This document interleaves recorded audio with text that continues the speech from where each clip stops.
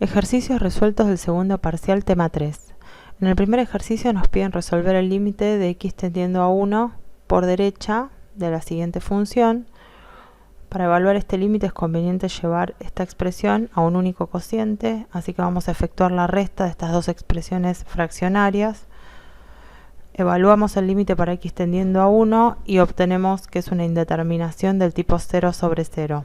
Aplicamos la regla de L'Hopital, derivando el numerador obtenemos esta expresión y derivando el denominador, que es un producto de funciones, obtenemos esta otra expresión. Para volver a evaluar el límite es necesario volver a acomodar esto y llevarlo a un único cociente. Lo hacemos y volvemos a evaluar qué pasa con esta expresión cuando x tiende a 1. En el numerador vemos que tiende a 1 y el denominador tiende a 0, por lo tanto es infinito. Más infinito si tenemos en cuenta que x tiende a 1 por derecha.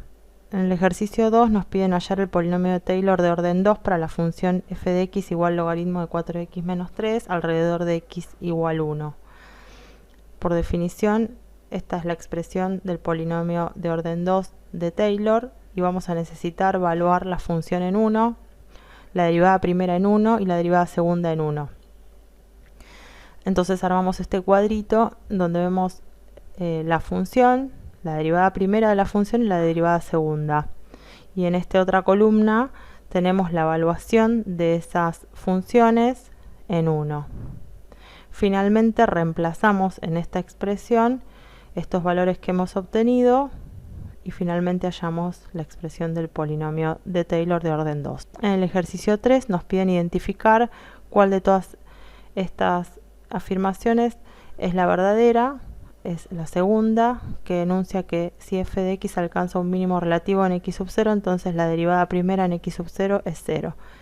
Esto es cierto, primero por dos razones. Primero porque nos están dando como dato que la función es derivable en x sub 0.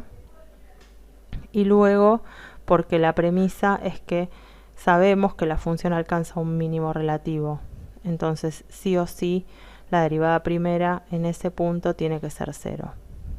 Todas las otras afirmaciones son falsas. En la primera dice que la derivada primera es 0, entonces f de x presenta un mínimo relativo en x sub 0. Esto no es necesariamente cierto, la derivada primera puede ser nula y eso no implica necesariamente la existencia de un mínimo relativo ni de un máximo relativo, que es lo que dice en el tercer enunciado. En el último enunciado afirma que si la derivada primera en un valor es 0, entonces x sub 0, f de x sub 0 es un punto de inflexión. Esto tampoco es necesariamente cierto, así que falso. En el ejercicio 4 nos dan la función x por e a la 2x y tenemos que estudiar el crecimiento. Para lo cual vamos a derivar la función, es la derivada de un producto, sacamos factor común e a la 2x y nos queda la derivada primera expresada como un producto de funciones. Sabemos que la exponencial es siempre positiva, así que lo que nos interesa estudiar es el signo de la expresión 1 más 2x. 1 más 2x es mayor que 0 si x es mayor que menos un medio, y 1 más 2x es menor que 0 si x es menor que menos un medio. Como estamos buscando el intervalo de crecimiento de la función, está resaltado este último renglón porque para todos los x menores que menos un medio, esta expresión es negativa. Si esta expresión es negativa para este conjunto de valores y teniendo en cuenta que el otro factor es siempre positivo, entonces la derivada primera es negativa también en este intervalo. Por lo tanto, la función es decreciente de menos infinito a menos un medio. En el ejercicio 5 nos presentan la función de ingreso marginal. Nos dan como dato que el ingreso en 0 es 0, que eso es cierto para cualquier función de ingreso, y nos piden hallar la función de ingreso total. Para eso vamos a integrar la función de ingreso marginal, que es esta integral. Es una integral que se puede resolver de forma inmediata. La resolvemos, entonces obtenemos la función de ingreso total, donde aparece también la variable la constante de integración. Pero como tenemos como dato que y de 0 es 0, reemplazamos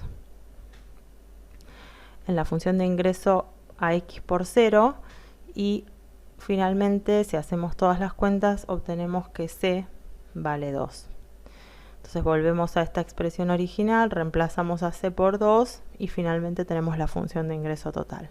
En el ejercicio 6 nos piden calcular una integral definida donde aparecen involucradas dos funciones g y f y además aparecen como datos las integrales definidas de 1 a 3 de f de x igual a menos 1 y la integral de 1 a 3 de g de x igual a 3. Estos datos los vamos a poder aprovechar en la medida que podamos aplicar correctamente las propiedades de la integral definida. Comenzamos o partimos de este renglón y aplicamos la primera propiedad, que es la distributiva término a término de la integral definida. O sea, repartimos la integral una por cada término. Acá en el tercer término este factor 2 puede salir fuera de la integral, esa es otra propiedad, y después empezamos a reemplazar con los datos que tenemos. Como sabemos, esta primera integral la tenemos acá y es 3, ponemos 3, y esta última integral también la tenemos, que es menos 1, y está multiplicada por 2, o sea que todo este término es menos 2. 3 menos 2 da 1, entonces acá está el 1s. Más esta integral que quedó en el medio, que hay que resolverla. Hallamos la primitiva, que es x cuadrado dividido 2, y tenemos que aplicar la regla de Barrow entre 1 y 3. Aplicamos la regla de Barrow, hacemos la cuenta y obtenemos el resultado final, que es 5. En el ejercicio 7 nos dan la derivada primera de una función y nos piden hallar el conjunto de concavidad negativa de la función. Lo que tenemos como dato no es la función, sino su derivada primera. Vamos a derivar una vez más la derivada para obtener la derivada segunda, y esta es la expresión de la derivada segunda. Nos interesa estudiar el signo de la derivada segunda para ver los intervalos de concavidad, así que estudiamos el signo, solamente el denominador, porque como verán el numerador es una constante negativa. Así que estudiamos el signo del denominador. X más 4 al cubo es menor que 0 si x es menor que menos 4, y x más 4 al cubo es mayor que 0 si x es mayor que menos 4. Es decir, el denominador es positivo para todos los x mayores que menos 4. Con el denominador positivo y el numerador negativo, lo que tenemos es una derivada segunda negativa, de signo negativa, para todos los x mayores que menos 4. Por lo tanto, el intervalo de concavidad negativa es menos 4 más infinito. En el ejercicio 8 nos presentan la función de demanda y de oferta de un cierto bien, ambas cuadráticas, y nos piden calcular los excedentes del consumidor y del productor, ambos. Para lo cual necesitamos primero calcular el punto de equilibrio, así que vamos a resolver el sistema de estas dos cuadráticas por igualación. En este caso, igualamos las dos funciones, despejamos y obtenemos que hay dos soluciones posibles, pero solo una que tiene sentido para el problema que estamos estudiando, que es x igual 1. Reemplazamos esta x en cualquiera de las dos funciones y obtenemos que el precio es 4. Entonces el punto de equilibrio tiene coordenadas 1, 4.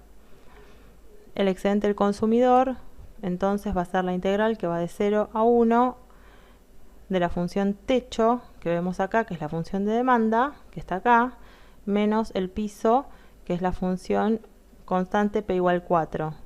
Este es el planteo, es una integral muy fácil de resolver, y el resultado es 2/3. El excedente del productor es la integral que va de 0 a 1 de la función techo, que ahora es p igual 4, menos la función piso, que es la oferta 2x cuadrado más 2, que es lo que dice acá. Hay que tener cuidado acá porque tenemos un menos delante de un par de términos, así que o ponemos un paréntesis o cambiamos el signo directamente de los dos términos.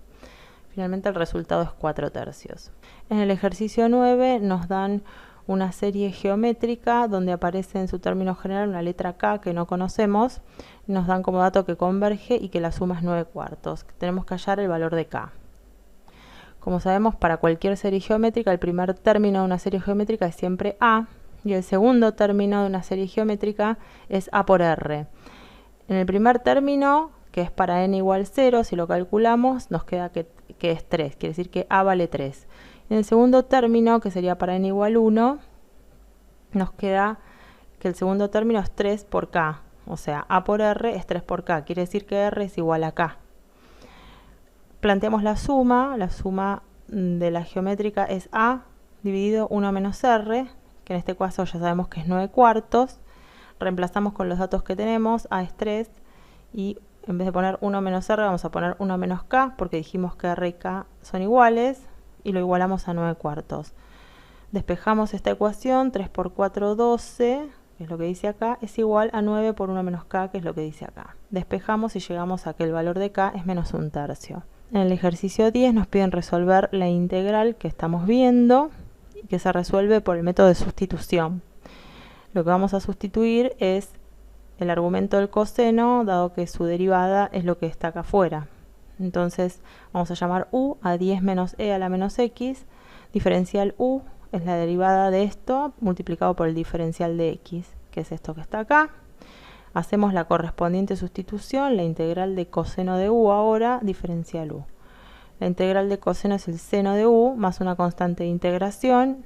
Finalmente reemplazamos u por 10 menos e a la menos x más una constante de integración.